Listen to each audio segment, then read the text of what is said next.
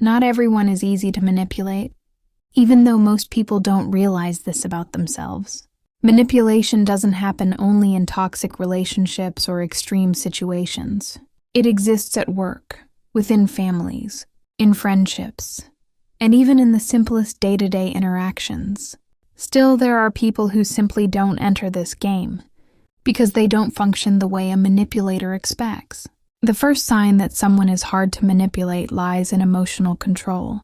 People like this don't react impulsively when they are provoked, blamed, or emotionally pressured. They pause, observe the situation, and only then respond.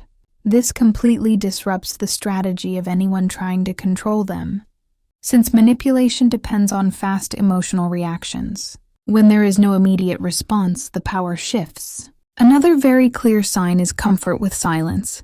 Those who are hard to manipulate don't feel the need to fill every gap, don't chase after others, don't over-explain themselves, and don't beg for attention. Manipulators often use silence as a form of punishment or control, expecting anxiety, guilt, or desperation on the other side. When that doesn't happen, the strategy loses its strength, because someone who is at peace with themselves doesn't depend on external validation. The third sign is the habit of questioning. People who are difficult to manipulate ask questions, notice details, and don't accept vague explanations or poorly told stories.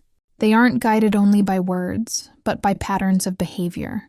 This makes manipulators uncomfortable, because questions expose inconsistencies and dismantle narratives created to confuse or control. The fourth sign is having clear boundaries. These people know how to say no without guilt and without the need to justify everything. They understand that boundaries are a form of self-respect and don't feel obligated to please everyone. When someone crosses those boundaries, they step away calmly, without drama or unnecessary confrontation. Manipulators struggle with people who don't give in to emotional pressure. Finally, the fifth sign is trusting one's own intuition. Even before there is concrete evidence, these people sense when something is wrong. They don't ignore this internal warning and act early, avoiding situations that could become harmful. Trusting intuition is not weakness. It is awareness. Those who listen to this inner perception rarely become victims, because they recognize the problem before it intensifies.